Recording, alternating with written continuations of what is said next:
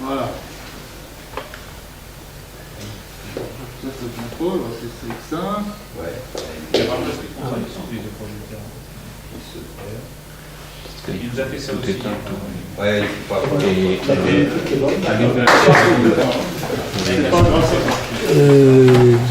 premier à gauche. Donc, origine et abondance des éléments dans l'univers.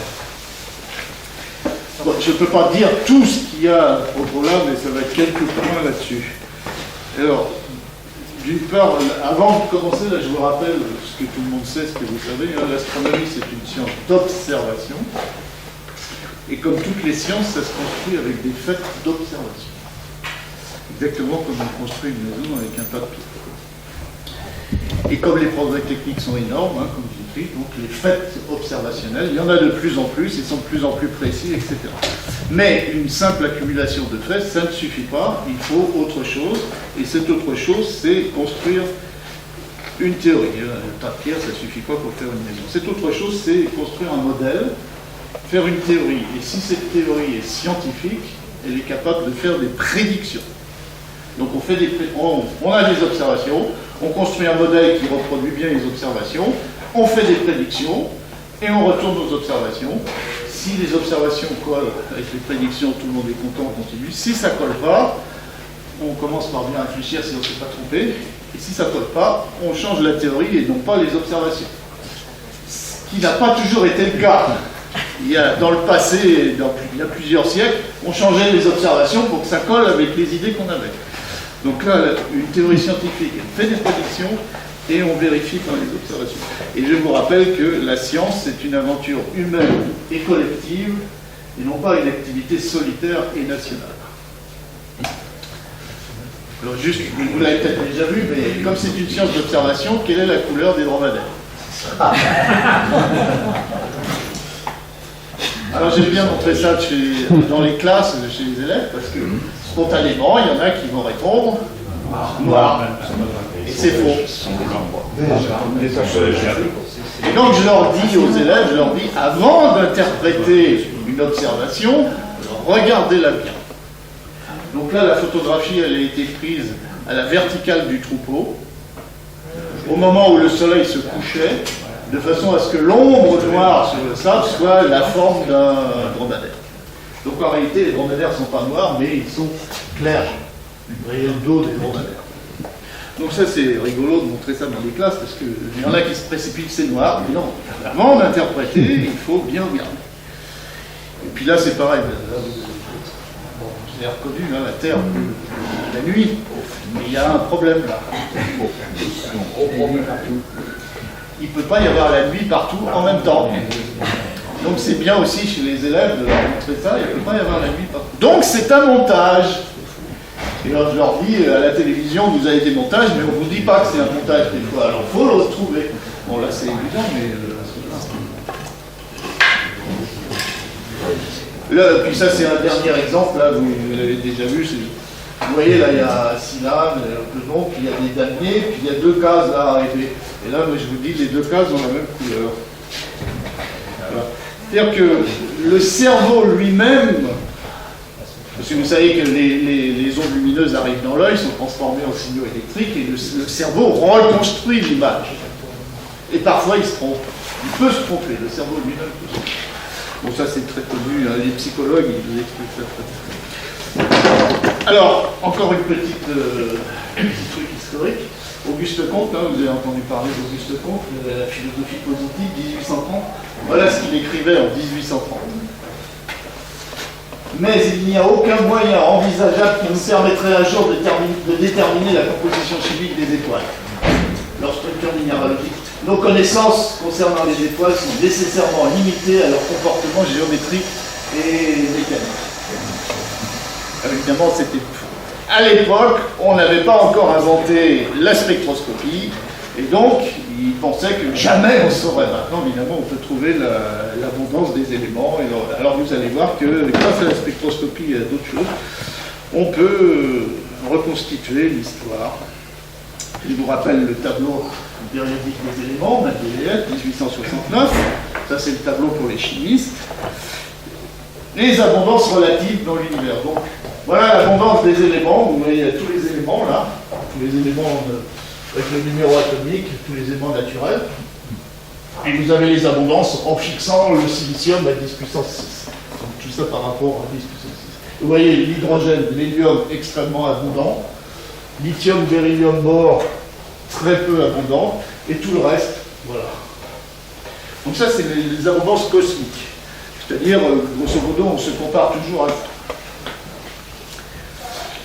Voilà le résultat dans le Soleil. Donc, grâce à la spectroscopie, on sait la composition du Soleil. Vous voyez, hydrogène, hélium, c'est 94% en nombre d'atomes, 6% pour l'hélium, le reste, ce sont des traces, soit en masse ou en nombre d'atomes.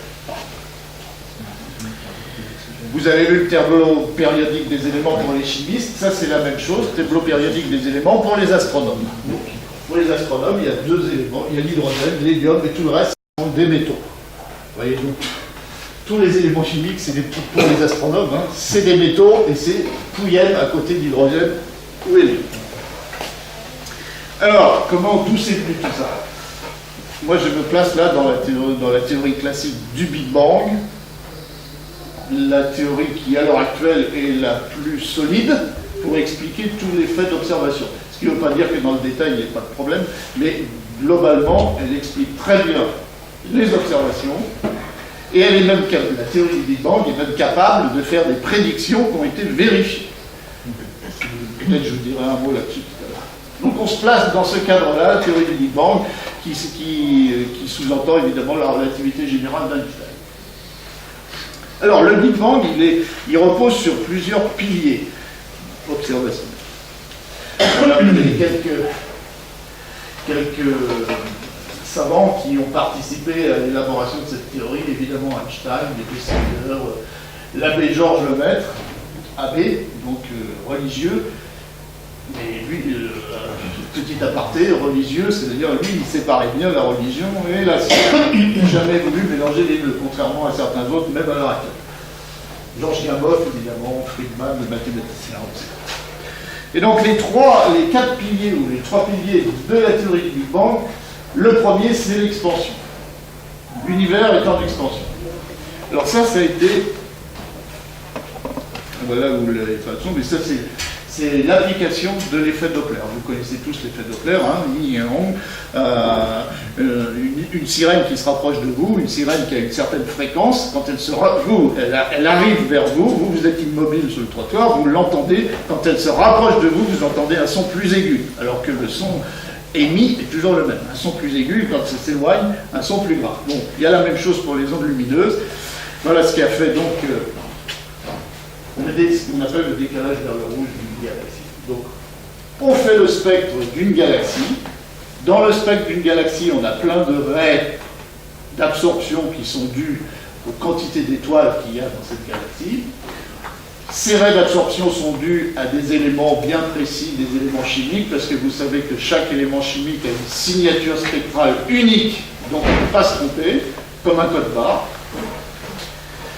On compare les observations de ces raies de la galaxie, on les compare avec les mêmes raies, les mêmes éléments chimiques au laboratoire, c'est donc vitesse nulle pour repos, et on interprète la différence par l'effet Doppler qui est écrit là. Donc, observation moins la longueur d'onde labo divisé par la longueur d'onde labo, ça va être la longueur. C'est égal à la vitesse radiale de l'objet qu'on mesure sur la vitesse de la lumière, ce qu'on appelle le redshift. Vitesse radiale, c'est la composante du vecteur vitesse sur la ligne de vitesse. Et donc, Hubble, dans les années 20, il a fait ces mesures-là pour un certain nombre de galaxies, et il en a déduit la loi de Hubble. Donc, la vitesse de la galaxie est égale à une certaine constante h, qu'on appelle constante de Hubble, multipliée par la distance. Alors, aujourd'hui, la constante de Hubble est 73 km par seconde par mégaparsec. Donc voilà Hubble, qui dans les années 20 observait avec le fameux télescope de 100 pouces, qui fait un peu plus de 2 mètres 50, du mont Wilson, spectroscopie. Voilà ce que je viens de dire, hein, voilà, le spectre du Soleil en haut. Spectre d'une galaxie qui s'éloigne, les raies, elles sont décalées vers le rouge. Une galaxie qui s'éloigne encore plus rapidement, décalée plus loin vers le rouge. Donc il a fait des tas de mesures comme ça, de galaxies. Voilà les spectres originaux. L'image de la galaxie et l'image du spectre. Donc vous voyez l'image du spectre, par rapport à maintenant, c'est pas de la bonne qualité. Là, les petits traits en haut, c'est justement les raies de référence, donc au repos, au laboratoire. Donc vous voyez, il y a des raies là qu'il a identifiées à celle-là, donc décalage, etc. Le décalage encore plus grand, le décalage encore plus grand. Bon, la qualité n'est pas très bonne, mais avec ces données-là, et voilà ce qu'il a trouvé en 1919. Vous voyez les points d'observation. Et il en a déduit que la constante H, c'était 500 km avec ce schéma-là, 500 km par seconde dans la galaxie. Voilà la courbe aujourd'hui, vous voyez, avec 72, ça marche très bien. Donc finalement, il a fait des mesures, il en a déduit quelque chose qui, aujourd'hui, on sait que c'est faux, c'était pas 500, c'est 72, mais il a interprété en disant que l'univers était en expansion. C'est-à-dire, il a interprété l'effet Doppler en disant les galaxies que j'observe, plus l'effet Doppler est grand, plus elles s'éloignent de moi vite. Donc ça, c'est la première. Donc voilà, le premier pilier de la théorie du Big Bang, c'est de l'univers est en expansion. Alors vous verrez tout à l'heure qu'aujourd'hui, maintenant, on sait que non seulement il est en expansion, mais l'expansion est en train de s'accélérer. Ça, c'est tout récent. On va revenir à ça. Donc, s'il est en expansion, l'univers, si on remonte dans le passé, aujourd'hui il a une certaine dimension, si on remonte dans le passé, comme il est en expansion, si on remonte dans le passé, il est de plus en plus petit. Donc la théorie du Big Bang, c'est ça, c'est de remonter dans le passé, et donc il y a un moment donné où tout était concentré en un point. Alors, sur ce moment précis où tout est concentré en un point, on peut rien dire, hein, la physique actuelle ne peut rien dire, mais quelques instants après, on peut commencer à utiliser la physique des particules pour réfléchir à ça. Donc, en expansion, si on remonte vers le passé, il est de plus en plus petit. Et la température, elle, est de plus en plus élevée. Alors voilà la théorie du Big Bang, elle dit qu'au départ, on était dans plus 10 puissance 10 ou plus, et l'univers, en expansion, se refroidit donc avec le temps.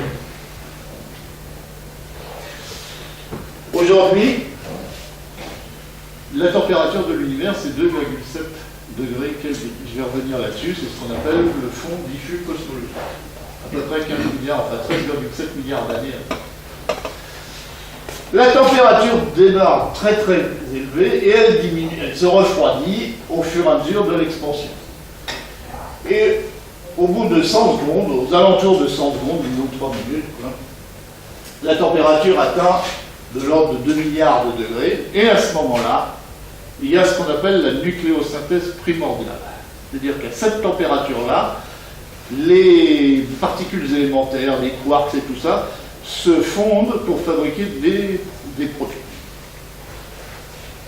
Donc nucléosynthèse primordiale. Et à partir de protons, on peut fabriquer l'hydrogène évidemment et l'hélium.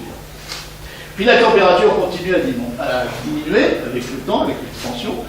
Et quand on arrive aux alentours de, je ne sais pas, 1 million d'années, là c'est plutôt 300 000 ans, 400 000 ans, à ce moment-là, la température est suffisamment basse pour que les protons qui ont été formés à très haute température puissent se recombiner avec les électrons, qui eux existaient aussi au départ. Au moment de cette recombinaison, donc c'est-à-dire de la fabrication des atomes d'hydrogène, avant il y avait protons et électrons, quand la température atteint aux alentours de 3000 degrés, à ce moment-là, les électrons se recombinent aux protons pour fabriquer un atome d'hydrogène. Ça se passe quand la température est de 3000 degrés. Quand il y a la recombinaison, la matière devient la matière telle qu'on la connaît, et donc la lumière, elle, est découplée. Ce qui veut dire qu'avant, les photons, la lumière, les particules, tout ça s'était mélangé, et avec la température qui diminue, quand la température atteint 3000 degrés, les électrons se recombinent avec les protons, donc les atomes d'hydrogène sont fabriqués, et les photons, eux, continuent leur vie, mais indépendamment. Donc ça se passait quand la température était de l'ordre de 3000 degrés, et ça se passait il y a à peu près, enfin, ça se passait 300 à 400 000 ans après le Big Bang. et puis la température a continué à diminuer avec l'expansion. Donc on a vu l'expansion, et donc le deuxième pilier, c'est la nucléosynthèse primordiale, au moment où la température diminue. Alors la nucléosynthèse primordiale, en fait, c'est Georges Gamow, en 1946, qui a montré, qui a pondu cette équation-là avec l'autre là. C'est-à-dire proton plus neutron, ça donne du deutérium, avec émission d'un rayon gamma. Et ça se passe à une température de l'ordre du milliard de degrés. Donc quand l'univers était plus chaud que ça, tout était mélangé, il y avait les protons et les neutrons. Et quand la température est descendue en dessous du milliard de degrés, à ce moment-là, protons plus neutrons se sont combinés pour fabriquer du deutérium. Et puis, à partir de protons plus neutrons, qui donne du deutérium, deutérium plus proton, ça donne ça, etc. Et on décline toutes ces équations-là, toutes ces formations. Et tout ça, ça s'est passé dans les 3 premières minutes de l'univers. Quand la température était de l'ordre du milliard de degrés. Donc ça s'appelle la nucléosynthèse primordiale. Et ça s'arrête là. Donc nucléosynthèse primordiale, ça fabrique l'hydrogène, les protons, l'hydrogène, l'hélium, le deutérium, et un petit peu de lithium et un tout petit peu de beryllium et un petit peu de lithium. Et ça s'arrête là pour des raisons de physique nucléaire, c'est-à-dire que là, on a fabriqué des noyaux qui étaient stables. Alors voilà les prédictions de cette théorie-là. Vous voyez les prédictions de l'abondance des différents éléments en fonction de la température ou de l'âge de l'univers. Donc en secondes, à peu près 3 minutes, etc. Donc vous voyez qu'aux alentours de 3 minutes, après ça se stabilise. Tout ça, ça a été formé. Donc en bleu, c'est la fabrication de l'hélium 4. En rouge, c'est le deutérium. En vert, l'hélium 3. Et en bas, en orange, l'isotope 7 du lithium. Évidemment, la quantité de neutrons diminue, puisqu'il faut des neutrons avec les protons pour fabriquer tous les éléments. Donc voilà ce qui s'est passé, nucléosynthèse primordiale, fabrication de ces éléments-là, aux alentours de 3 minutes après le Big Bang, quand la température était de l'ordre de 1 milliard de degrés. Alors maintenant, on va essayer de mesurer ces choses-là. Ça, c'est la prédiction de la théorie du Big Bang. Et on essaye de mesurer les abondances. Alors évidemment, c'est beaucoup plus difficile, mais alors, voilà, encore une fois, les prédictions en fonction d'un autre paramètre là, qui concerne la géométrie de l'univers, mais on rentre pas là-dedans. Donc voilà. Prédiction pour l'hélium 4. Puis là, vous avez en bleu, vous avez l'équation principale. Prédiction pour le deutérium. Toujours pareil, hein, ça c'est l'abondance du deutérium en fonction d'un paramètre qui concerne la géométrie de l'univers. Sa densité, si vous voulez. Et vous voyez que le deutérium il est très sensible à ce paramètre-là. Donc le deutérium, c'est vraiment un élément clé pour avoir des informations sur ce qui se passait au début. Alors que l'hélium, c'est peu sensible. Et puis voilà pour l'hélium 3. Et voilà pour le lithium 7. Alors le lithium 7, il est un peu compliqué. Prédiction, hein, toujours. Et alors maintenant, observation. Et globalement, voilà ce qu'on observe pour les 3 éléments. Pour les, oui, c'est ça, les 4 éléments, enfin hélium, deutérium et les boîtes violettes, c'est en gros les boîtes où on fait les mesures. Alors vous allez me dire, comment on fait pour faire des mesures sur quelque chose qui se passait il y a 13 milliards d'années? Évidemment, là, c'est tout l'art de l'astronome, c'est de le faire avec les observations, il essaye d'interpréter.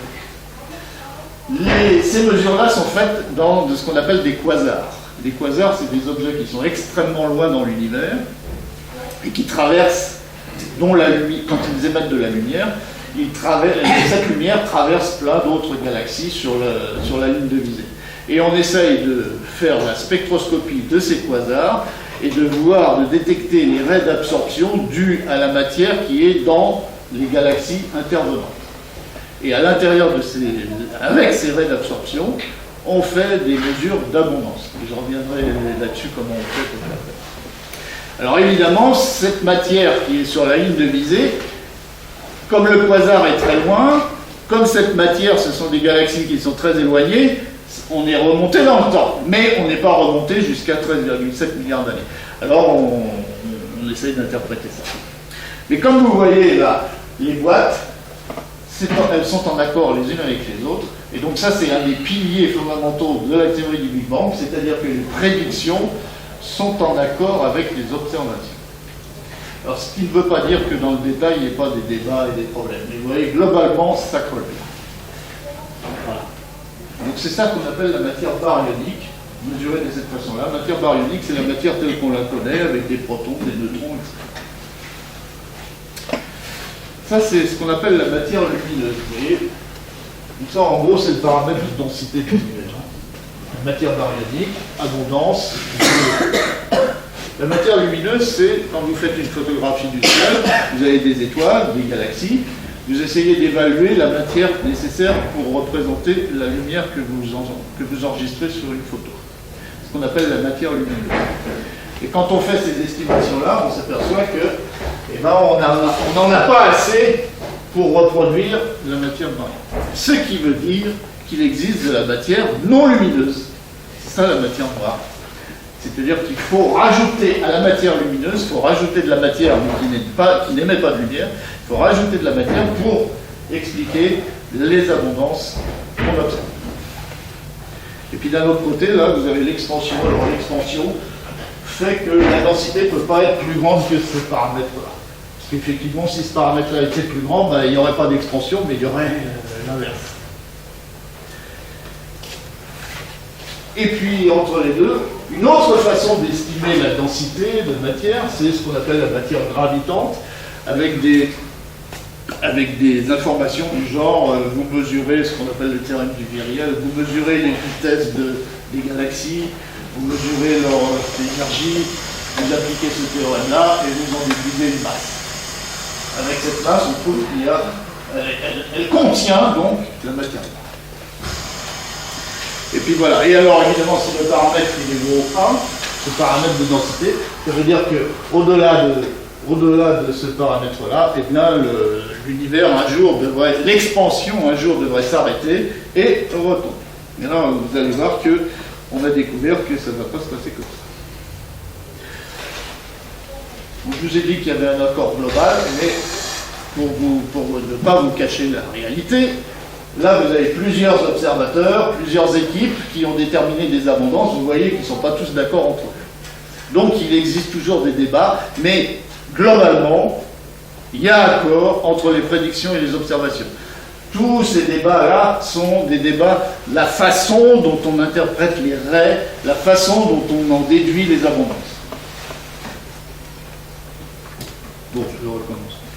Big Bang. On a vu donc deux piliers, l'expansion et la nucléosynthèse primordiale. Et le troisième pilier, c'est ce qu'on appelle le rayonnement fossile. C'est-à-dire, et vous allez voir aussi les fluctuations du rayonnement fossile. Le rayonnement fossile, c'est-à-dire, je reviens à ça, donc l'univers est parti d'une température très très élevée, avec l'expansion il s'est refroidi, et on arrive aujourd'hui à une température de 2,7. Et c'est ça qu'on peut observer aujourd'hui, 2,7 K. C'est ce qu'on appelle le rayonnement primordial, cosmologique primordial, qui a été observé pour la première fois, donc prédit par Gamow, mais observé pour la première fois par Penzias et Wilson, qui ont le prix Nobel en 78, en 67. D'ailleurs, ils observaient fortuitement, c'est-à-dire que, je ne sais pas si vous connaissez l'histoire, mais Penzias et Wilson, c'était deux ingénieurs au Bell Laboratory, je crois. Et ils étudiaient voilà leurs antennes à l'époque, hein, dans les années 60.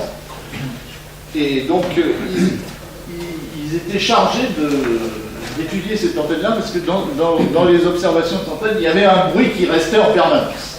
Et donc, ils ont été chargés de découvrir d'où venait ce bruit.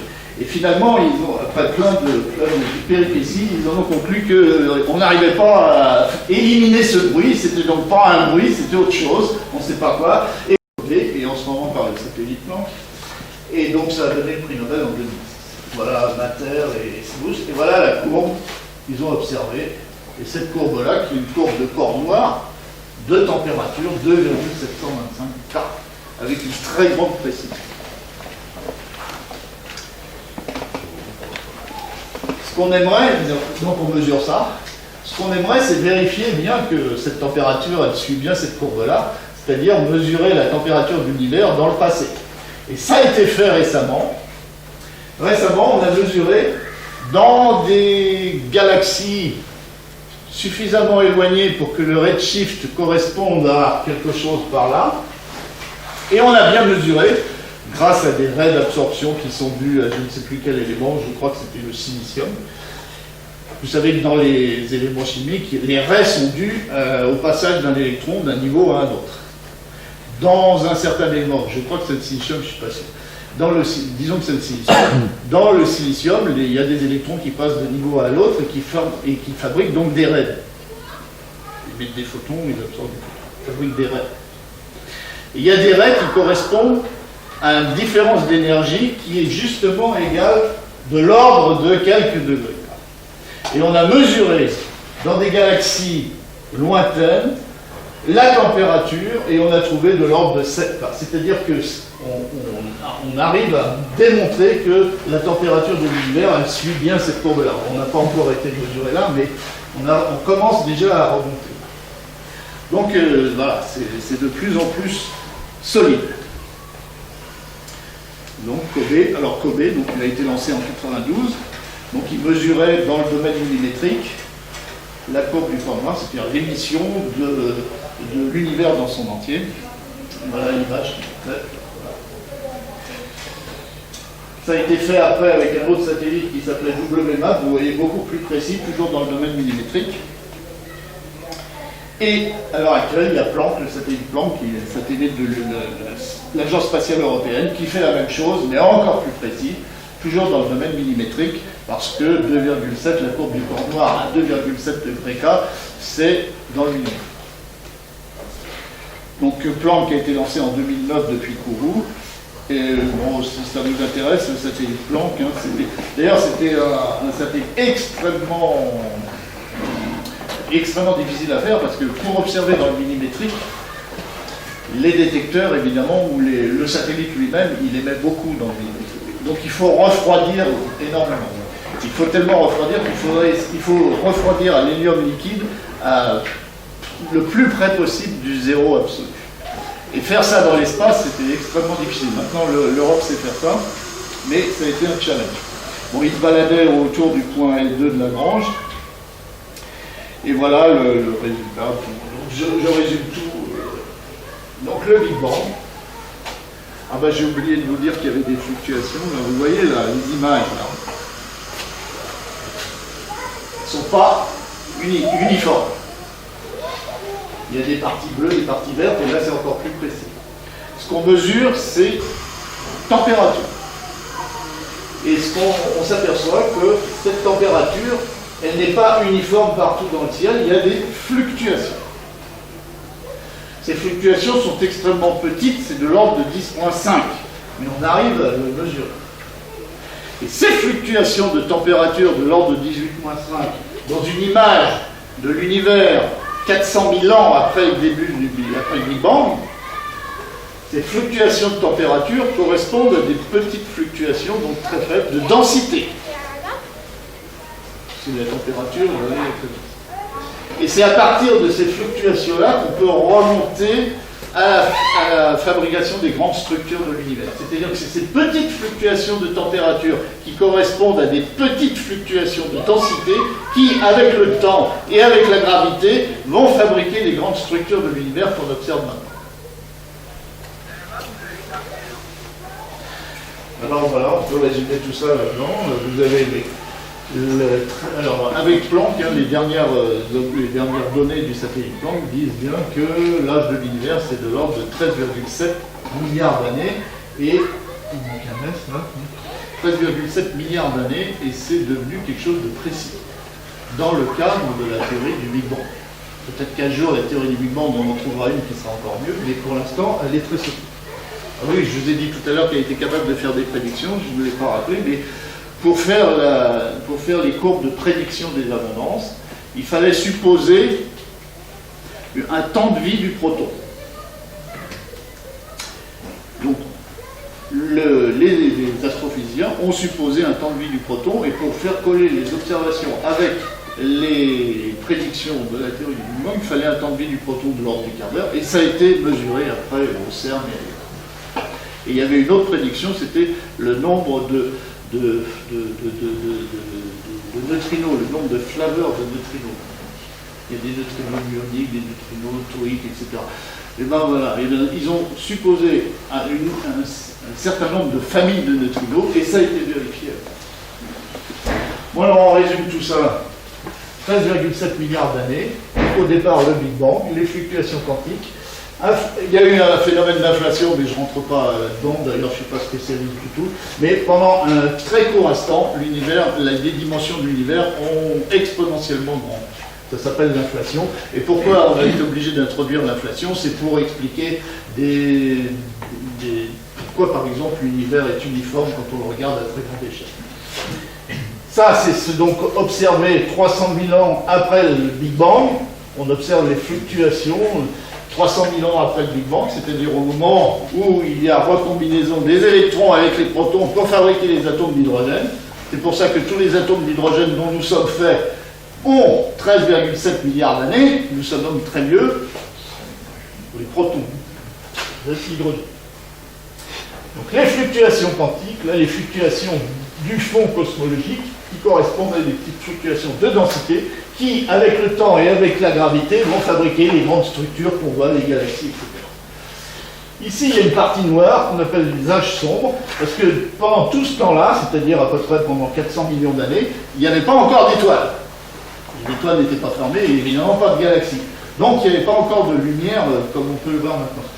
Et puis, une fois que les premières étoiles se sont formées, il y a eu une émission de rayonnement ultraviolet, et ça a réionisé l'hydrogène. C'est-à-dire que l'hydrogène, les protons qui étaient recombinés avec les électrons pour fabriquer de l'hydrogène, au moment où les premières générations d'étoiles sont nées, 400 millions d'années après le Big Bang, elles ont émis de l'ultraviolet, et donc elles ont réionisé l'hydrogène. Donc il y a une phase de réionisation ici.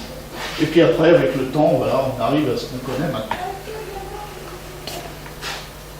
Bon, c'est résumé autrement, là. Donc, en haut, on part. Alors, vous voyez, là, 10 moins 42 secondes. Donc là, on ne peut plus rien dire. Hein. C'est la limite du temps, on ne sait plus ce qui se passe. Là. Mais après, là, la physique qu'on connaît peut raconter toute cette histoire-là. Alors ça, ici, c'est le domaine qui concerne la physique qu'on appelle la physique des hautes énergies. Ici, formation des premiers noyaux, c'est la physique nucléaire, et puis après, c'est l'astrophysique.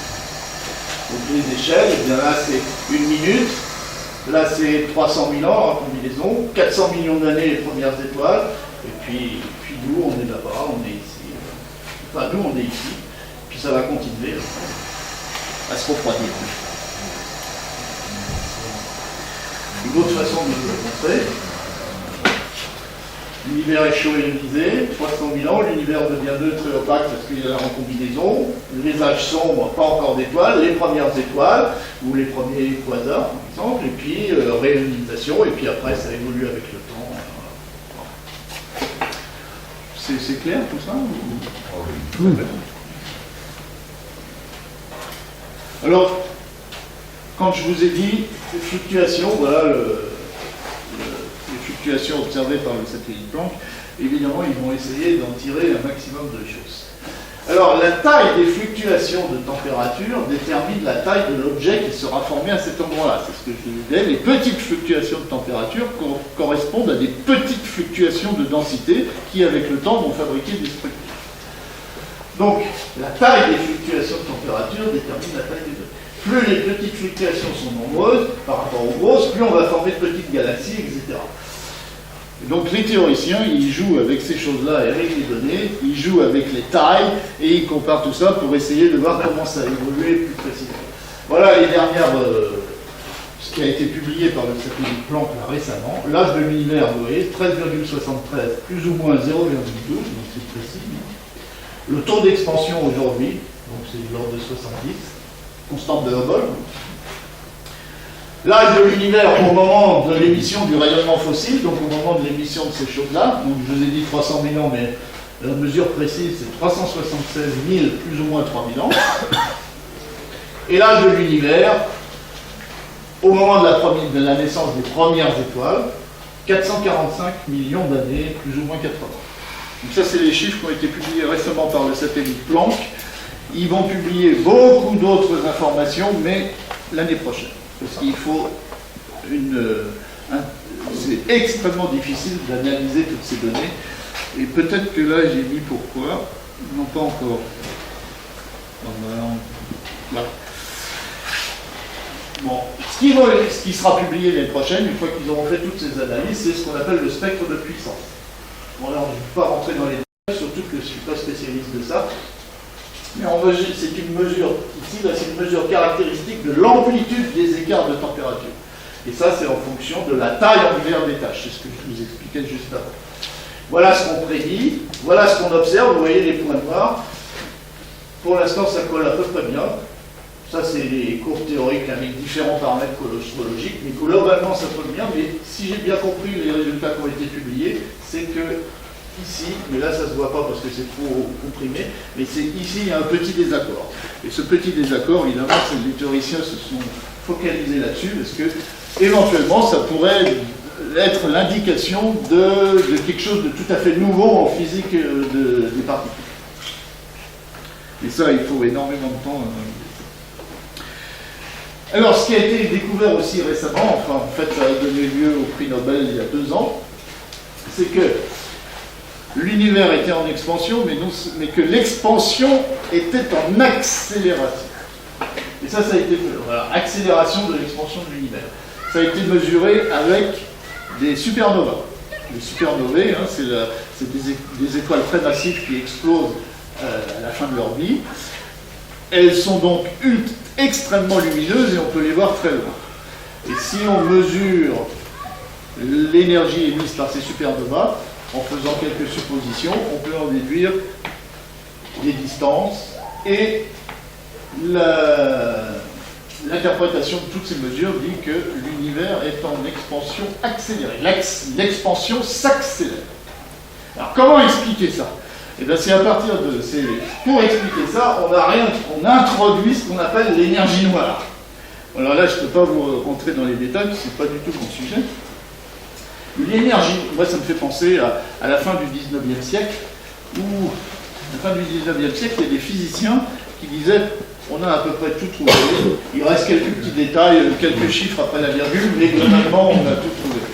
Sauf qu'à la fin du 19e, il y avait un petit truc qu'on n'arrivait pas à trouver, c'était l'éther. Parce qu'on avait supposé, vous savez qu'une force, hein, force de... Même Newton, il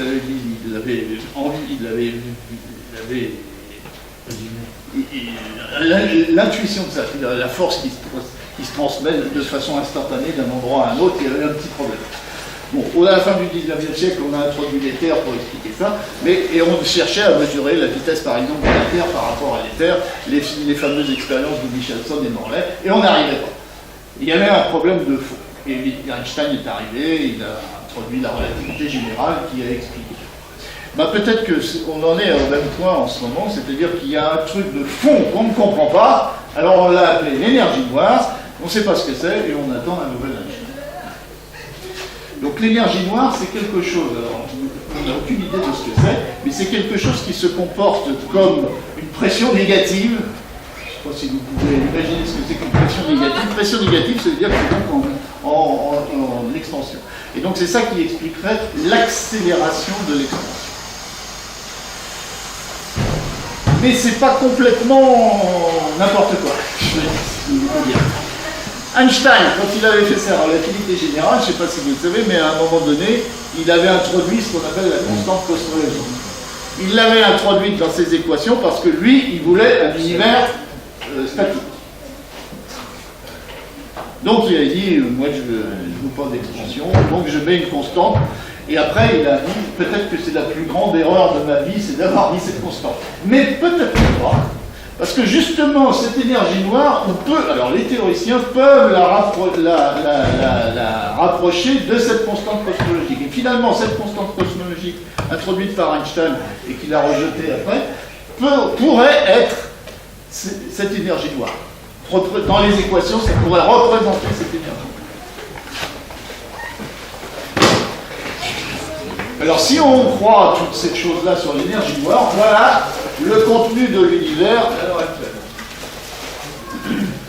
Donc au moment du Big Bang, pendant le Big Bang, au moment de la phase d'inflation, c'est tout ce qu'on appelle ça un flaton. Je ne peux même pas vous dire ce que c'est. 3 minutes après, on a 40% de neutrinos et on a 60% de rayonnement. Hein. C'est la soupe, tout est mélangé. Voilà. 400 000 ans après le Big Bang, donc au moment où il y a les premières les recombinaisons, à ce moment-là, on a 77% c'est de la matière noire, et puis tout le reste, c'est la matière telle qu'on la connaît, la matière ordinaire, vous voyez, c'est de l'ordre de 13%. Et puis 2 milliards après le Big Bang, après la rayonisation, etc., vous voyez comment ça a évolué. Et aujourd'hui, l'énergie noire, ça représenterait 72% du contenu de l'univers.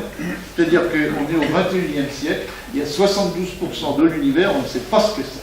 On n'a aucune idée de ce que ça peut être. Si tout ça c'est vrai, évidemment. Donc aujourd'hui, 72% de l'univers, c'est de l'énergie noire, on ne sait pas ce que c'est. 24% c'est de la matière noire, ça on sait que ça existe, on ne sait pas ce que c'est, mais on sait qu'elle est là, c'est la matière noire, donc on ne sait pas, ce n'est pas de la matière ordinaire c'est seulement 4%.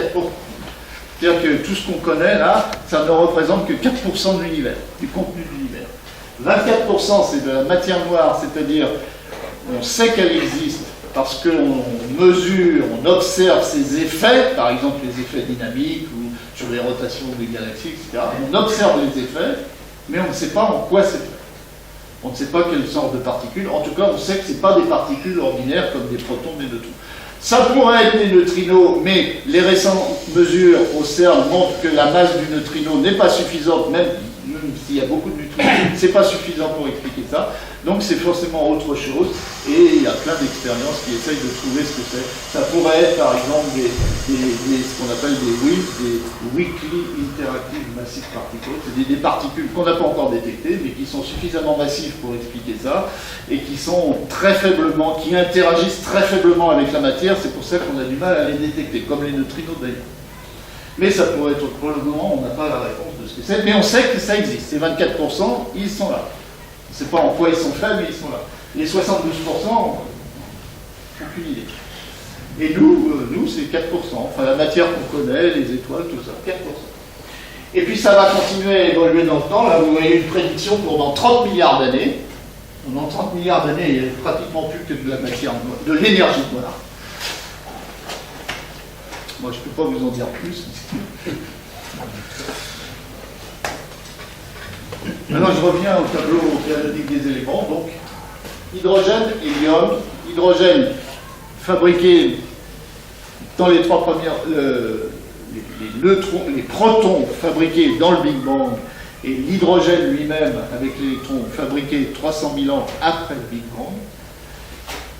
Pendant les 3 premières minutes, hélium, un tout petit peu de lithium fabriqué, et tout le reste fabriqué après. Alors dans le reste, il y a 2 catégories. Il y a d'une part lithium, beryllium, bore, les 3 éléments, vous vous rappelez dans les abondances cosmiques, les 3 moins abondants. Les 3 éléments légers, les moins abondants. Lithium, beryllium, bore. Et tout le reste, ce qu'on appelle les métaux, tout le reste a été fabriqué dans les étoiles. Au cours des générations et des générations d'étoiles. C'est-à-dire que c'est pour ça qu'on dit toujours on est poussière d'étoiles. C'est-à-dire que tous les éléments chimiques qu'on connaît, à part l'hydrogène et l'hélium, un peu d'hélium, tout le reste a été fabriqué dans les étoiles. Lithium, beryllium, bore, c'est des cas particuliers, et je vais vous montrer en quoi c'est des cas particuliers. Alors voilà les abondances, c'est ce que je disais tout à l'heure, mais vous voyez le lithium, beryllium, bore, c'est très petit. Mais eux, ils n'ont pas été fabriqués, à part un peu de lithium, les 3 autres n'ont pas été fabriqués dans le Big Bang.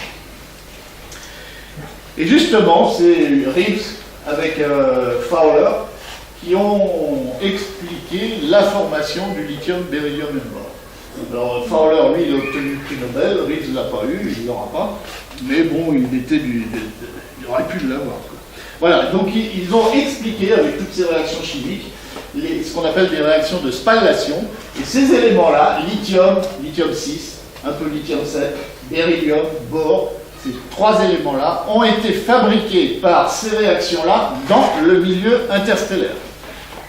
C'est-à-dire, dans le milieu interstellaire, vous avez des atomes d'oxygène, d'azote et de choses comme ça. Vous avez des rayons cosmiques qui traversent tout ça. Ces rayons cosmiques, c'est-à-dire des protons ou des noyaux d'hélium à très grande vitesse, cassent les noyaux de carbone, de carbone, d'azote ou d'oxygène, les cassent avec des protons pour fabriquer lithium, beryllium, bore. Donc, hydrogène, 13,7 milliards d'années, 13,4, c'est 300 000 ans après le début du Big Bang, pas le Big Bang.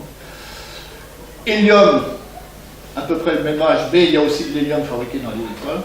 Lithium, beryllium, bore, un peu de lithium 7 dans le Big Bang, mais tout le lithium, beryllium, bore, dans le milieu interstellaire, par ces réactions-là, depuis des milliards d'années. Et tout le reste dans les étoiles. Alors je reviens encore aux éléments légers, donc on peut faire les prédictions suivantes. Le deutérium, il est fabriqué dans le Big Bang, comme je vous ai montré tout à l'heure. On ne connaît aucun autre endroit dans l'univers capable de fabriquer la quantité de deutérium qu'on mesure à l'heure actuelle. Par exemple, dans l'eau de mer, tous les atomes dans l'eau, H2O, il y a un atome sur 10 puissance 5 qui est du deutérium, ce qu'on appelle l'eau. Donc on peut mesurer ça dans les océans ou ailleurs dans le système solaire. On ne connaît aucun endroit capable de fabriquer du deutérium dans les quantités qu'on mesure. Le seul endroit pour fabriquer du deutérium, c'est le Big Bang. Hélium 3, c'est le Big Bang et les étoiles. Hélium 4, c'est le Big Bang et les étoiles. Lithium, c'est le Big Bang, les étoiles et les réactions de spallation. Donc le lithium est un peu compliqué puisqu'il a 3 sources possibles. Beryllium, bore, c'est que les réactions de spallation dans le milieu interstellaire. Donc on peut faire les prédictions suivantes. L'évolution des abondances. L'abondance du deutérium ne peut que diminuer avec le temps. Elle a été fabriquée dans le Big Bang et ensuite, dès qu'il y a un atome de deutérium qui passe dans une étoile, la température est suffisante pour le détruire, fusion thermonucléaire. L'hélium 3, c'est très difficile de faire une prédiction. L'hélium 4 ne peut que augmenter puisqu'il est fabriqué dans les étoiles. Et les 3 autres aussi ne peuvent qu'augmenter puisqu'ils sont fabriqués, n'ont pas été fabriqués dans le Big Bang, mais ils sont fabriqués depuis dans le milieu interstellaire et ne peuvent qu'augmenter. Alors on fait ces prédictions-là, puis après on va aux observations et on essaye de les observer. Alors, où on peut mesurer le deutérium? Le deutérium fabriqué dans le Big Bang ne peut que diminuer après. Où on peut le mesurer? On peut le mesurer à l'époque aujourd'hui, à l'époque actuelle, donc 0 milliards d'années. On peut le mesurer dans l'atmosphère de Jupiter, par exemple, ou des planètes géantes. Cette atmosphère des planètes géantes, elle date de la formation du système solaire. Donc il y a 4,5 milliards d'années. Et on peut le mesurer aussi dans des quasars, dans des raies d'absorption dans des quasars très éloignés, donc très vieux, éventuellement jusqu'à 14 milliards d'années, mais en réalité c'est un peu moins. Alors on fait ces observations-là, et voilà ce qu'on trouve. Vous voyez? Donc dans le primordial, on trouve ici cette abondance-là. Aujourd'hui, on trouve ici dans le milieu interstellaire, et dans le système solaire, on trouve ici. Et donc, ça a bien tendance à diminuer. D'accord? Donc voilà, lithium, beryllium, et tous les autres éléments fabriqués dans les étoiles. Donc c'est ce qu'on appelle la nucléosynthèse stellaire, alors que le reste c'était la nucléosynthèse primordiale. Donc, voilà, je ne vais pas détailler tout ça, mais alors là c'est de la physique nucléaire. Donc vous voyez, on part de proton plus proton, ça donne deutérium, et à partir de là, on essaye de décliner tout le reste. Et on voit là ce que ça donne. Et tout le reste, on s'arrête à l'intérieur des étoiles se fabrique, avec la fusion nucléaire, se fabrique carbone, oxygène, etc. Mais on n'explique pas tout durant la vie des étoiles normales, on n'explique pas tous les éléments. Il y a un certain nombre d'éléments, c'est-à-dire tous ceux qui sont plus lourds que le fer, on ne peut les expliquer que dans les supernovae. Avec les supernovae, il faut des énergies énormes. Bon, alors tout ça, c'est ce qu'on appelle la métallicité. Alors je vous rappelle la différence entre fusion et fission. Hein. Fusion, c'est ce qui se passe dans les étoiles, c'est ce qu'on va essayer de faire avec le réacteur ITER à Crénarach.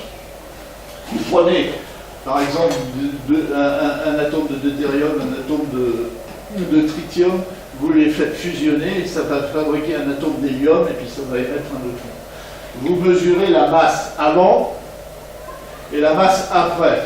Et vous apercevez que la masse avant est plus lourde que la masse après. La différence est partie. La même chose pour la fission. Ça, c'est ce qui se passe dans les réacteurs nucléaires qui fabriquent de l'électricité. On casse les gros atomes. Alors que la fusion, on fusionne des petits atomes. Vous voyez que la différence de masse avant et après, avant, il y a plus de masse qu'après. Pourquoi? Parce que la différence, elle est partie en énergie, E égale mc2, la fameuse formule d'Einstein. Alors évidemment, si vous faites ça avec un atome, ça fait minuscule, et des atomes, il y en a tellement, et puis C, la vitesse de la lumière au carré, ça fait beaucoup. Juste une application de ça pour vous montrer. La masse du Soleil, on sait que c'est 2 10 puissance 33 grammes. Le cœur du Soleil, où se réalise la fusion thermonucléaire, c'est à peu près 10% de la masse, le cœur du Soleil. 10% de la masse, ça fait donc une réserve d'énergie de 1,2 10 puissance 51 R. C'est la réserve d'énergie du Soleil, c'est-à-dire les 10% de la masse du Soleil, les 10% de 10 puissance 33, où se réalisent les réactions de fusion thermonucléaire. On peut mesurer la quantité de chaleur de lumière émise par le Soleil. Le Soleil rayonne 4 10 puissance 33 R par seconde, ça se mesure. Conclusion, durée de vie du Soleil, voilà sa réserve en énergie, voilà ce qui rayonne par seconde, qui va durer 10 milliards d'années. Voilà, d'où vient la vie des étoiles. Pour une étoile du genre Soleil. Bon alors, ça voilà, toutes les réactions, vous voyez. Donc à partir de l'hydrogène et l'hélium, on va refabriquer tout le reste dans le cœur des étoiles par la fusion thermonucléaire ou pour les éléments. Alors la fusion thermonucléaire, elle va s'arrêter à peu près là, parce que là les atomes sont stables. Après il se passe d'autres choses, mais pour expliquer les atomes de masse plus élevée, il faut encore plus de neutrons. Pour expliquer ça, il faut d'autres réactions. Je vais juste venir. Alors voilà comment on résume. Par exemple, une étoile beaucoup plus grosse que notre Soleil, une étoile de 25 fois la masse du Soleil, qui va terminer sa vie en supernova. Vous voyez la température là où se passe la fusion thermonucléaire, en millions de degrés, 100 millions de degrés. Et puis là, c'est la densité du centre où se trouve la fusion. Et voilà. Pendant une étoile de ce genre-là, donc plus massive que le Soleil, pendant 7 millions d'années, elle brûle son hydrogène au centre. Une fois que l'hydrogène... Vous voyez, l'histoire d'une étoile, en gros, c'est la compétition entre la quantité d'énergie émise, le rayonnement émis, et la gravité. Quand il y a des réactions de fusion thermonucléaire au centre d'une étoile, il y a beaucoup d'énergie émise. Cette énergie est capable de compenser la gravité de la matière. Donc il y a équilibre. Mais quand cet équilibre se rompt, c'est-à-dire par exemple quand tout l'hydrogène a été brûlé, à ce moment-là, la gravité regagne et l'étoile s'effondre. Mais quand elle s'effondre, la pression augmente. Et donc la température augmente. Et donc la température augmentant, de nouvelles réactions de fusion peuvent entrer en jeu. Et donc à nouveau, le rayonnement contient la gravité. Et à nouveau équilibre. Jusqu'à ce que la fusion s'arrête et la gravité reprend le dessus, etc. C'est une succession de choses comme ça. Mais les échelles de temps sont très différentes. La première, quand on brûle l'hydrogène, ça dure très longtemps, des milliards d'années. Dans le cas du Soleil, ça dure 10 milliards d'années. Mais au bout de 10 milliards d'années, il n'y a plus d'hydrogène, donc la gravité va reprendre le dessus, le Soleil va s'effondrer, la pression va augmenter, la température va augmenter, une nouvelle fusion des atomes d'hélium ou des atomes de carbone qui vont fusionner en des atomes plus lourds, mais il y aura un nouveau équilibre, etc., etc. Alors dans le cas d'une étoile de 25 masses solaires, vous voyez, pendant 7 millions d'années, plus l'étoile est massive, plus les échelles de temps sont courtes, rapides. Une étoile très massive, elle a quelques millions d'années, elle dure quelques millions d'années seulement. Une étoile comme le Soleil dure 10 milliards d'années. Donc, 25 masses solaires, l'hydrogène, il est brûlé en 7 millions d'années. Ensuite, en 500 000 ans, c'est l'hélium qui est brûlé. Puis à chaque fois, la température augmente. Et puis en 600 ans, le carbone est brûlé. Et puis là, en une année, et puis en un jour, là, puis ça explose.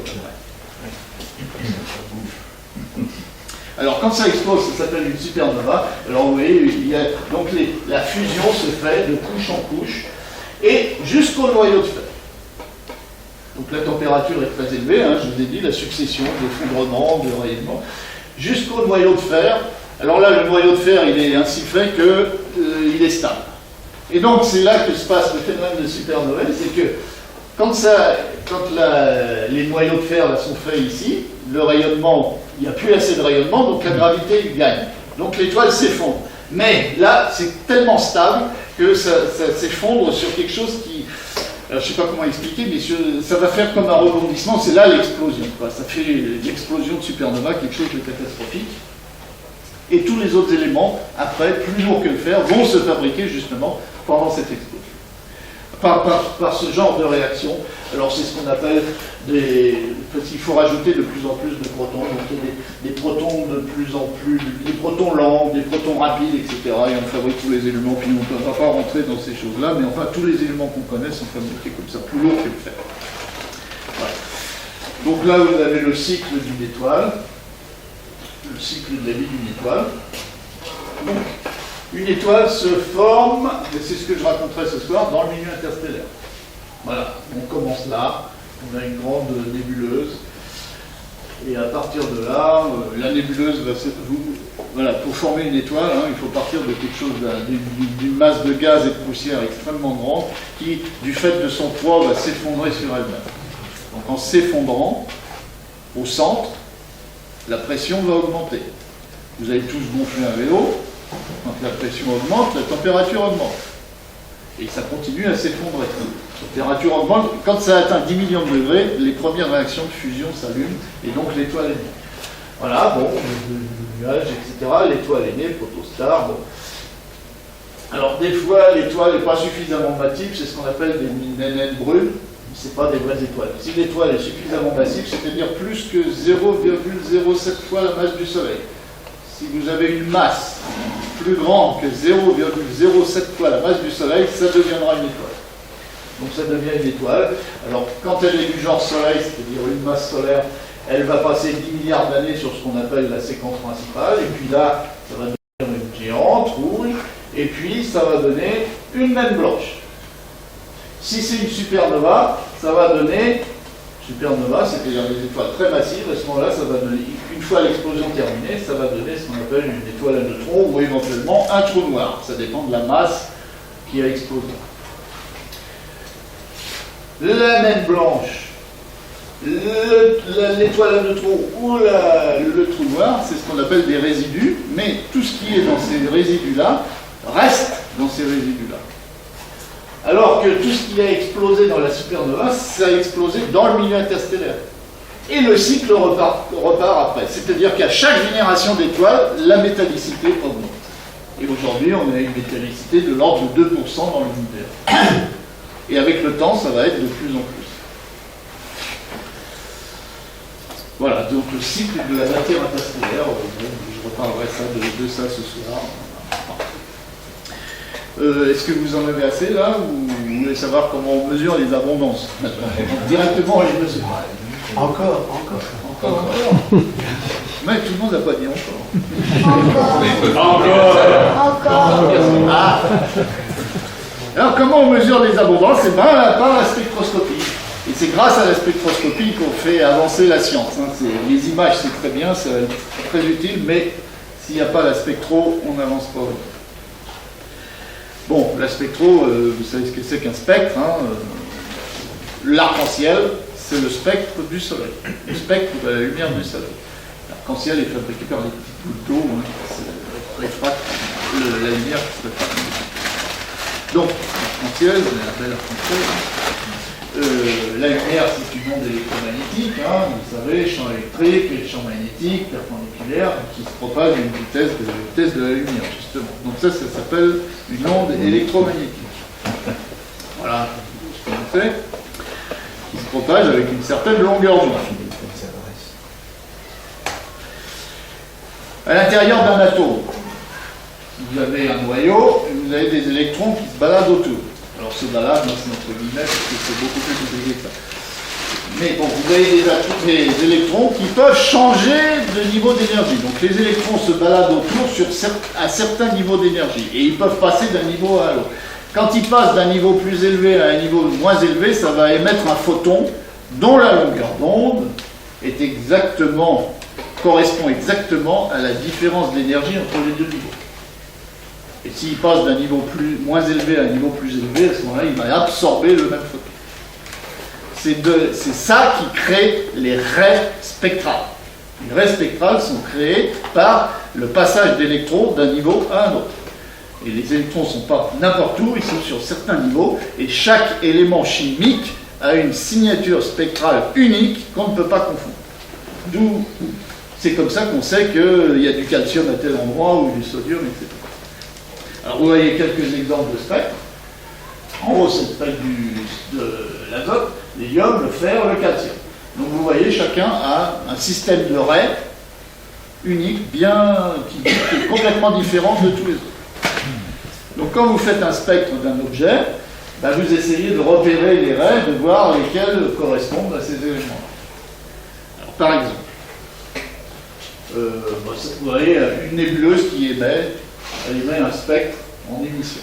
Et puis vous avez aussi le cas, vous observez une étoile dont la lumière traverse un nuage interstellaire, ça va fabriquer des raies en absorption, des raies son. Là, vous voyez, là, je ne sais pas, peut-être ça vous le savez ça, mais là c'est le spectre, on voit, quand on fait un spectre dans un spectrographe, on voit ça, on voit un arc-en-ciel, avec des raies sombres qui sont des raies d'absorption. Mais en général, on représente le spectre sous cette forme-là. Ce n'est qu'une coupe dans le sens de la longueur. Hein. Vous voyez bien, quand vous voyez des spectres de cette forme-là, ce n'est que la coupe du vrai spectre fait par l'instrument. Voilà. Alors là, on fait une expérience. Vous voyez, j'observe une étoile. S'il n'y a rien entre l'étoile et nous, j'observe un spectre continu, ce qu'on appelle, qui correspond à la température de surface de l'eau. Et s'il y a quelque chose, de nuage interstellaire entre les deux, ce nuage-là va créer des raies d'absorption. Alors voilà l'expérience. Vous avez les spectres caractéristiques de ces divers éléments, et on a observé ça. Quelle était la composition chimique du gaz qu'on a observé? Carbone.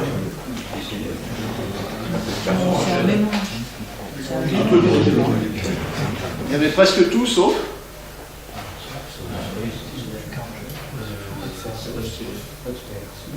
Il y en a au moins deux qu'on ne voit pas.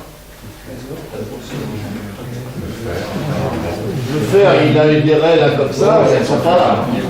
Et puis l'hydrogène moléculaire, voilà le résultat. Donc il y avait de l'hydrogène, du carbone, de l'azote, de l'oxygène. Voilà, c'est tout simple la spectroscopie. Sauf qu'il faut avoir des bons instruments qui sont capables de résoudre ça. Non, mais c'est, par exemple, comment ça s'appelle le spectro, là, que Christian Buis, si vous voulez, mais comment il s'appelle l'IRES. Il est capable de faire ça pour des étoiles. Pas vraiment pour le milieu interstellaire, mais pour des étoiles, il fait très bien. Hydrogène, deutérium. La différence entre l'hydrogène et le deutérium, c'est que dans le deutérium, il y a un neutron en plus, donc la masse est légèrement différente. Donc le spectre du deutérium, ça va être exactement le même que le spectre de l'hydrogène, puisque c'est un proton toujours, mais tout va être décalé vers le bleu. Voilà. Donc vous savez, voilà le spectre de l'hydrogène, hein, les différents traits dus à un atome d'hydrogène qu'on peut trouver. Je ne vais pas vous détailler ça, mais ça va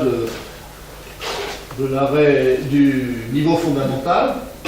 S'il n'y a pas de collision, si tout est au repos, l'hydrogène il est dans ce niveau-là. Entre parenthèses, ce niveau-là, en fait, il n'est pas unique, mais il y a des sous-niveaux, et les sous-niveaux sont très peu différents en énergie. Ça correspond à une longueur d'onde de 21 cm. C'est la fameuse raie de l'hydrogène à 21 cm. Cette raie-là, elle est créée par des électrons qui passent des deux sous-niveaux ici. Bon, alors ici, vous avez la série Lyman. La série Lyman, vous voyez, c'est ce qui va du niveau fondamental aux autres niveaux. Les différences d'énergie sont très grandes, donc les longueurs d'onde sont très petites. Donc ça ne s'observe pas dans le visible, mais dans l'ultraviolet. Les longueurs d'onde. La série de Balmer, elle est ainsi faite que les différences de niveau en énergie correspondent au domaine visible. Donc ça, on les observe avec le MIRES, dans le domaine visible. La série de Paschen, les niveaux sont plus petits en énergie, donc les longueurs d'onde plus grandes. Donc là, on est dans l'infrarouge. Et puis ça va jusqu'à très très loin, et on va dans le domaine radio à 6 cm, jusqu'à 912 angstroms, où là, on a ionisation de l'hydrogène. Donc l'électron part du proton, et donc on a ionisation. Eh bien, alors, donc ça c'est un exemple de la raie d'hydrogène à Lyman alpha. C'est la plus grosse raie d'hydrogène, mais elle est dans l'ultraviolet. Lyman alpha. Et vous voyez le petit bitonium là en plus, là, ben c'est le deutérium. Et les raies du deutérium, ce sera les mêmes que l'hydrogène, mais toutes décalées de à peu près 80 km vers le bleu, là. Quelques angstroms.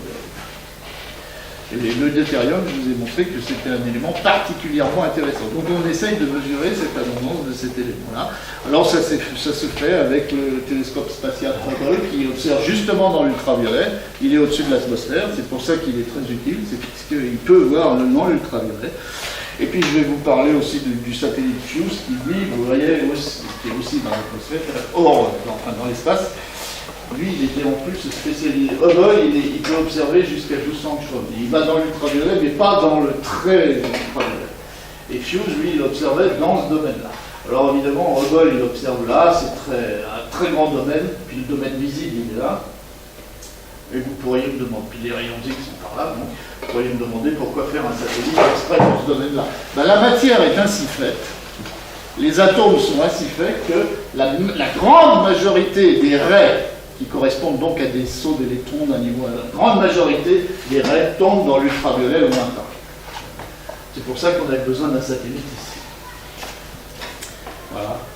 Vous voyez par exemple ici, là, le nombre de raies, en ordonnée, vous avez le nombre de raies par intervalle de 100 angstroms. Et vous voyez que dans le domaine de FUSE, c'était dans l'ultraviolet lointain, il y a beaucoup plus de raies que dans le visible, qui est là. Dans le sol, il y a presque plus de raies. Et même HST. Donc c'est pour ça que c'est intéressant d'aller voir. Alors ça, vous avez le satellite FUSE là. Bon, je vous passe les détails, mais si je vais vous raconter un truc, c'est que ce satellite FUSE, qui était un satellite de la NASA, quand la NASA a publié l'appel d'offres pour fabriquer cet instrument-là, elle a publié des spécifications. La seule boîte au monde capable de répondre aux spécifications de la NASA, c'est une boîte française. Oui, qui s'appelait Jobin-Ivo, qui s'appelle toujours Jobin-Ivo, sauf qu'elle a été rachetée par les Japonais depuis. Non, mais tout ça pour vous dire que tout le monde connaît le Space Telescope Hubble, personne connaît FUSE, alors que FUSE fait des choses largement aussi bien. En plus, c'est une boîte française qui a été capable de faire. À la fin, félicitations de la NASA, vous avez fait ça dans les délais, et vous avez fait ça supérieur aux spécifications. C'était extrêmement difficile à faire, parce qu'il fallait faire un réseau, pour faire un spectre ou un réseau, il fallait faire un réseau qui soit suffisamment dispersif pour avoir de la haute résolution dans l'ultraviolet lointain. Dans l'ultraviolet lointain, c'est extrêmement difficile d'observer parce que si vous observez avec un miroir normal, la matière est ainsi faite que tout l'ultraviolet est absorbé, il ne reste plus rien. Donc il fallait faire un réseau de plusieurs milliers de traits, je ne sais pas si le chiffre est marqué, là. Enfin, c'était de l'ordre de 6000 traits par millimètre, c'est ça? Oui, ou 5000 ou 6000 traits par millimètre. Évidemment, faire des traits qui soient parfaitement réguliers. Mais pas sur une surface plane. Il fallait faire ça sur une surface qui avait été calculée de façon à ce que dans le télescope, il n'y ait qu'une seule surface réfléchissante. Parce que à chaque fois que vous ajoutez une surface réfléchissante, un miroir, à chaque fois que vous ajoutez un miroir, dans l'ultraviolet, ça diminue l'efficacité.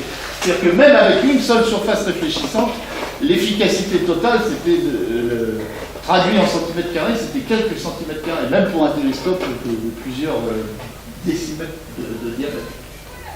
Bref, c'était extrêmement difficile, mais bon, ils ont calculé tout ça, ils ont réussi à faire. Et ça a très bien marché. Voilà.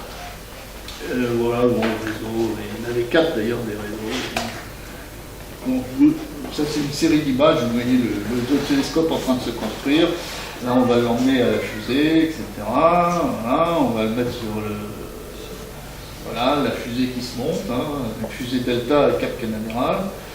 Et puis il y aura Fuse dans la coiffe en haut. Bon, je vous montre tout ça, c'est parce que j'y étais. Donc voilà, sinon c'est comme n'importe quelle manip spatiale qu'on voit dans l'espace. Et puis voilà, la fusée, c'était une fusée Delta, Cap Canaveral, elle a été mise à feu, le 24 juin 1999, et il a fonctionné jusqu'en 2006 ou 2007. Voilà, bon, très bien. Ça c'est l'orbite. Oui, 250 millions de dollars quand même. Ça, c'était cette manip-là. C'est une manip de la Delta, mais avec une participation française de à peu près 10%. Une participation française du CNES, donc de 10%, mais sur une ou deux équipes en France seulement qui avaient fait tous les calculs et tout ça, dont la mienne est bien. Et voilà des exemples de spectres de Fuse. Donc, alors comme c'est dans l'ultraviolet lointain, évidemment on n'observe pas des étoiles comme le Soleil, parce qu'ils émettent très peu dans l'ultraviolet, ou alors des très très brillantes, mais des naines blanches qui émettent beaucoup dans l'ultraviolet. Donc là vous avez des spectres de naines blanches. Voilà, puis on va zoomer sur un certain, voilà la série de Lyman en fonction de la longueur d'onde. Et puis si on fait on fait une rotation de 90 degrés, on retrouve bien les différents niveaux d'énergie de l'atome d'hydrogène. Qui plus on va vers les longueurs d'onde courtes, plus on va rapprocher en longueur d'onde et en énergie de plus en plus petit. Voilà, puis un autre exemple, voilà les raies de l'atome. Et puis là, c'est les raies de deutérium, etc. Alors comment on fait quand on a observé ces raies-là, comment on fait pour en déduire une abondance? Alors voilà. Donc vous observez, je prends le cas des raies interstellaires, c'est plus simple. Vous observez une étoile, il y a un nuage entre les deux, donc ça fabrique des raies d'absorption. Donc voilà le spectre que vous observez. Il continue, puis il y a une belle raie d'absorption. Cette raie d'absorption, vous allez essayer de la modéliser. Alors cette raie d'absorption, elle dépend pour la reproduire, ça dépend de différents paramètres. Premier paramètre, évidemment, la densité d'atomes, l'abondance. Bon, les astronomes, ils parlent de densité de colonnes en cm-2, mais c'est bon. L'abondance. Ça dépend aussi de la vitesse. La vitesse de l'objet, ce nuage-là, il n'est pas immobile, il y a une certaine vitesse. Donc cette raie-là, elle ne va pas être, si par exemple ça c'est la raie du calcium, et bien ça ne va pas être à la même longueur d'onde que le calcium que vous observez en laboratoire, parce que ce nuage-là a une certaine vitesse. Vous appliquez l'effet Doppler et vous trouvez la vitesse. Ça dépend aussi de la température de cet endroit-là. Parce que la température va modifier le profil. La vitesse. Et puis ça dépend de la turbulence, parce que à l'intérieur de ça, il peut y avoir des turbulences, tout ce qu'on veut, qui va modifier le profil de la raie. Donc il faut tenir compte de tous ces paramètres. Voilà. C'est pour ça que c'est bien compliqué. D'ailleurs, ces deux paramètres-là, on peut les combiner dans un seul. Vous voyez. Alors il y a deux façons de procéder. Soit on utilise ce qu'on appelle la courbe de croissance, la méthode des courbes de croissance, ça c'est une méthode qui existe depuis le début, depuis les années 30, quand on a commencé à comprendre ce que c'était que les spectres, du XXe siècle, des années 1930. Ou alors on peut utiliser cette méthode-là qui est l'ajustement de profil. Alors cette méthode-là, c'est vous fabriquez une raie dans l'ordinateur en fonction de plein de paramètres et vous modifiez les paramètres de façon à reproduire la raie. C'est ce qui est le plus précis. Mais ce qui est aussi le plus délicat, c'est qu'il faut du doigté. Ça, c'est... voilà. Alors, on va décrire ce que c'est ça. Bon, peut-être ça devient... Alors, vous observez ça. Une raie d'absorption. Vous pouvez mesurer la surface de cette raie d'absorption. Et vous traduisez cette surface dans un rectangle qui va du continu jusqu'à 0. Et ce rectangle-là, il a exactement la même surface que ça. Et la largeur de cet angle-là, vous l'appelez largeur équivalente. Alors, les astronomes, ils sont un peu compliqués, mais ça se démontre théoriquement pourquoi c'est intéressant de faire comme ça. Alors, vous mesurez cette largeur équivalente, qui est directement mesurable sur le spectre, et vous reportez cette largeur équivalente ici. Alors après, il faut modifier, vous voyez, il y a un lambda, il y a des logarithmes. Le principe, c'est que vous mesurez la largeur équivalente, vous la reportez en ordonnée, et ici, vous avez en abscisse différents paramètres qui dépendent de la densité, de l'abondance. Et comme par hasard, toutes les raies que vous mesurez, elles ne sont pas n'importe où, mais elles tombent toujours sur cette courbe-là, qu'on appelle justement la courbe de croissance. Donc que vous observez n'importe quel élément dans une étoile, dans une nuage interstellaire, vous observez plein de raies de plein d'éléments différents, vous mesurez à chaque fois les largeurs équivalentes et vous trouvez une courbe de ce genre-là. Alors il y a trois parties dans cette courbe. Il y a cette partie-là, la largeur équivalente ici, elle est directement proportionnelle à l'abondance. Donc si vous mesurez la largeur équivalente, vous avez immédiatement l'abondance. L'abondance qui s'appelle la densité de Coulomb. Si vous êtes ici, c'est la même chose. Ce qu'on appelle amortissement, c'est-à-dire que la largeur équivalente est directement proportionnelle à la racine carrée de l'abondance. Vous l'avez immédiatement. Mais malheureusement, beaucoup de raies ne tombent ni là, mais ici. Et ici, c'est beaucoup plus difficile à interpréter parce que ça dépend aussi des turbulences et de la température. Donc là, ça devient plus compliqué. Mais si vous avez beaucoup de raies, vous voyez, vous essayez de trouver une abondance qui soit cohérente avec tout ça. Alors juste pour vous donner une idée de l'effet de l'abondance sur une raie d'absorption interstellaire. Là, vous avez une raie, là. Ça c'est fabriqué dans un ordinateur, mais vous l'observez de la même façon, donc le continu et la raie. Observez avec un instrument, avec un spectrographe qui avait un pouvoir de résolution de 30 000, dans un milieu qui était à 7000 degrés avec une vitesse de turbulence de 14 km, de 4 km par seconde. Ça c'est fixé. Tous les spectres que vous allez voir, ils ont tous les mêmes caractéristiques. Ça sera toujours pareil. La seule chose qui va changer, c'est la densité de colonnes d'hydrogène. Donc ça c'est une raie d'hydrogène, c'est la raie Lyman alpha d'hydrogène la plus forte. L'abondance de l'hydrogène va changer. Alors ici, vous avez la raie quand l'abondance c'est 15. Il y a 10 puissance 15 atomes dans un centimètre carré. 10 puissance 15. Et là, à chaque fois, je vais multiplier l'abondance par 10. Tout le reste fixe. 16. 17. Vous voyez que ça commence en haut à s'élargir. Les ailes commencent à s'élargir. Mais on est toujours dans la partie linéaire. Et puis là, ici, ça commence à saturer. Et là, on ne peut plus en rajouter. On est à 0. En réalité, on n'est pas exactement à 0 parce qu'il y a toujours de la lumière parasite qui vont mettre.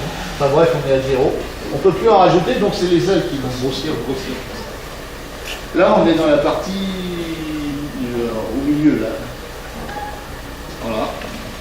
Vous voyez, on ne peut plus rajouter, la raie, elle ne peut plus s'agrandir, mais elle peut que s'élargir. 20. Alors, c'est complètement saturé en bas. Donc là, on n'a plus du tout d'informations. Mais on a plein d'informations ici. Puis là, on est dans la partie où c'est en racine carrée, c'est la troisième partie. 21 et 22. Alors, quand vous êtes dans ce cas-là, très facile de mesurer l'abondance. Quand vous êtes dans ce cas-là, très facile de mesurer l'abondance. Entre les deux, c'est un peu plus délicat. Ça, c'est le maximum qu'on peut trouver dans l'univers. On a du mal à trouver plus que ça. Voilà, puis alors ça, c'est l'autre méthode, le profil. Vous voyez, le profil, la méthode d'ajustement du profil. Vous fabriquez, en marche, là, c'est l'observation. Et puis en rouge, vous fabriquez une raie d'absorption, et puis en bleu, c'est la réponse de l'instrument, puis vous mélangez les deux, et puis voilà le continu, et puis voilà ce que je me suis trompé, en rouge, vous mélangez les deux, et voilà le rouge, c'est ce que vous obtenez, et que vous comparez aux observations. Donc vous changez les paramètres du modèle que vous avez fabriqué, vous changez les paramètres de façon à ce que l'observation colle avec les observations. Et puis voilà, puis je crois que je vais m'arrêter là. Là, vous avez deux spectres, vous allez voir la différence de la spectroscopie. Deux spectres. En haut, c'est le. Vous allez me dire la différence, mais c'est déjà marqué. C'est le milieu interstellaire local, et puis là, c'est le milieu interstellaire distant. C'est-à-dire qu'en haut, c'est le spectre d'une étoile qui est proche du Soleil. En bas, c'est le spectre d'une étoile qui est très très loin du Soleil. Et vous allez voir la différence. Vous voyez déjà la différence. Donc là, en haut, vous voyez très bien les raies d'hydrogène. En bas, vous les voyez, mais il y a beaucoup plus de choses. Entre autres, il y a des raies de l'azote, du deutérium en rouge, de l'oxygène en bleu, et beaucoup de raies d'hydrogène moléculaire. Vous voyez la différence. Alors évidemment, en haut, c'est assez facile de déterminer les abondances. En bas, c'est beaucoup plus difficile parce qu'il y a beaucoup plus de raies, ça se mélange. Mais en faisant des modèles et des ajustements, on arrive à s'en sortir. Voilà, ça, c'est l'effet du milieu interstellaire sur un spectre. Un milieu interstellaire à peu près zéro, là, j'ai une étoile proche, puis là, c'était une étoile très lointaine. Oui, j'ai dit que je m'arrêtais là. Merci.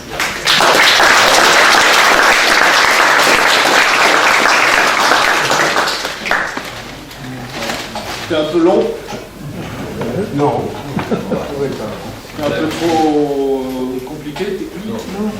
Alors vous avez plein de questions. Steven Weinberg a écrit un livre sur 31 minutes de mutilaire, c'est pas du tout remis en question en fait. Il a fait deux J'ai pas tout compris. Non, non, les grands livres. parler. remis pas du tout. Non, non, ça C'est un vieux livre pourtant. c'est un vieux livre, mais non, non, c'est cette histoire de l'expansion, ça date des années 20. Ça a été raffiné avec le temps, donc l'idée générale, ça date des années 20. La nucléosynthèse primordiale, ça date de à peu près la Deuxième Guerre mondiale, dans ces eaux-là, les années 40, quoi. Et depuis, on raffine, mais on ne remet pas en cause.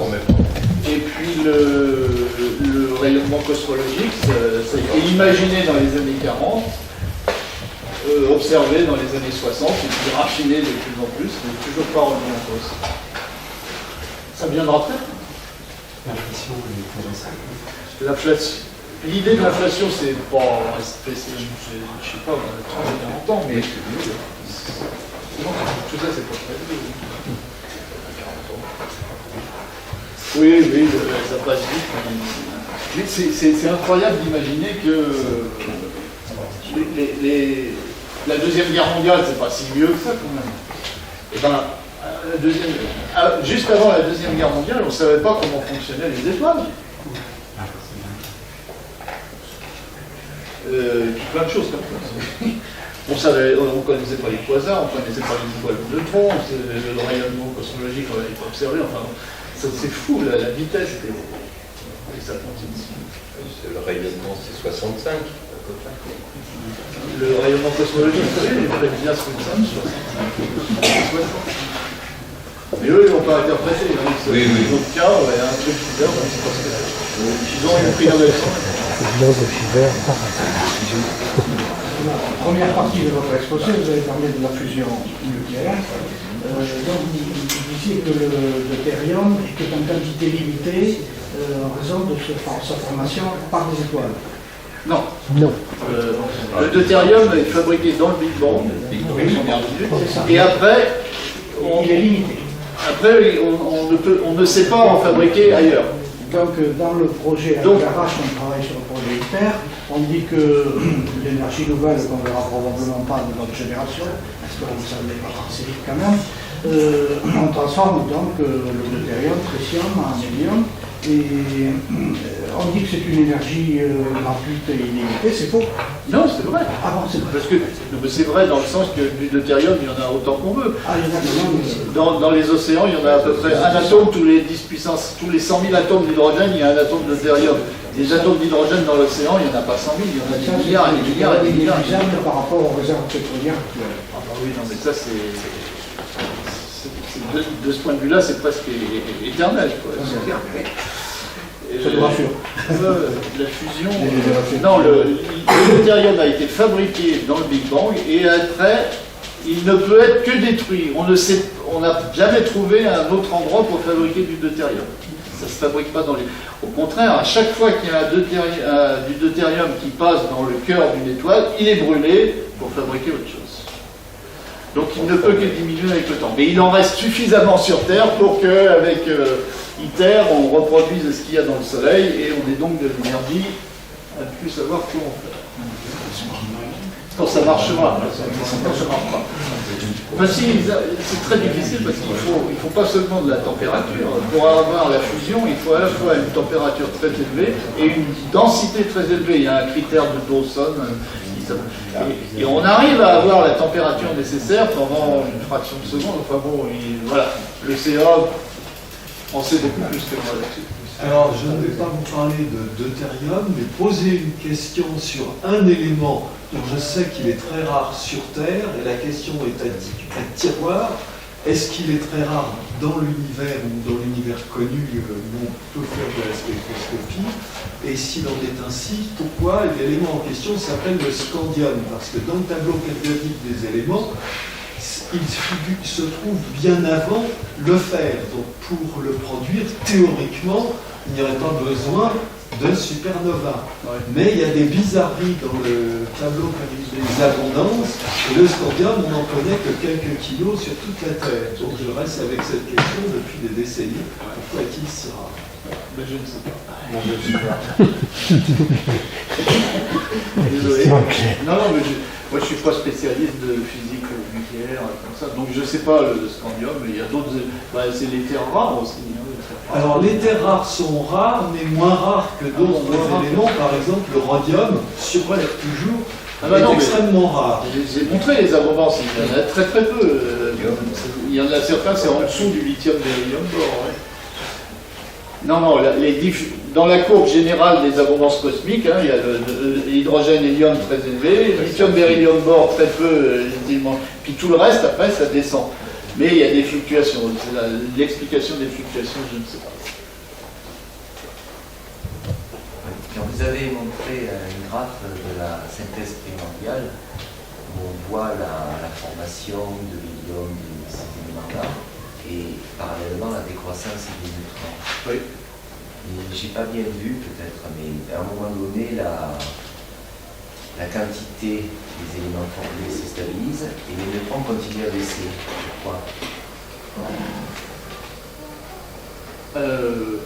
Ils se stabilisent et les neutrons continuent à baisser, oui.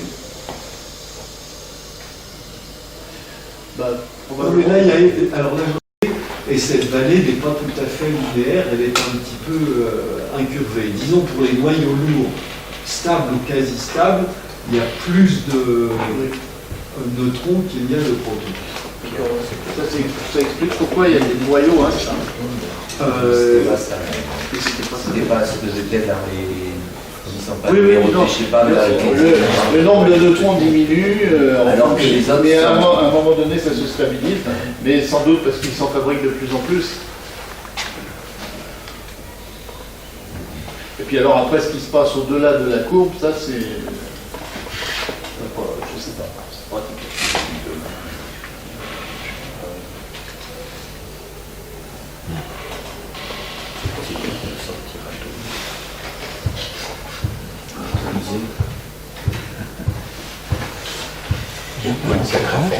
Je suis là, un type 1 et type 2. Après, ça correspond en gros par rapport au noyau férique. Les deux types de supernova, il y a un type de supernova, c'est quand une étoile très massive termine sa vie et explose. L'autre type de supernova, c'est quand vous avez une étoile binaire, une étoile double, dont une est par exemple une naine blanche ou une étoile à neutrons, quelque chose de très massif, qui attire la matière de l'autre. Et là, il peut y avoir, à un certain moment, il y a des disques de rotation, et il peut y avoir une explosion en termes de supernova. Et donc, les deux catégories de supernova, c'est d'un côté une étoile très massive qui explose, de l'autre côté, c'est une étoile binaire qui explose. Un truc particulier. C'est pas une étoile massive qui explose. Et alors, donc, celle qui, dans le cas des étoiles massives qui explosent, ce qui reste, c'est l'étoile à neutrons. Justement, dans ce cas-là, oui. C'est je prends toujours dans le... La type 1, c'est la binaire et la... Bon, bah, alors, voilà. Et type 2, c'est celle qui a une masse extraordinaire. À la type 2. Le moyen mnémotechnique, c'est pour dire que c'est la 2, ça peut être la 2, ça peut être. C'est comme les chameaux et Voilà, enfin, donc celle dont on se sert pour, par exemple, l'expansion de l'univers, c'est des étoiles massives qui explosent.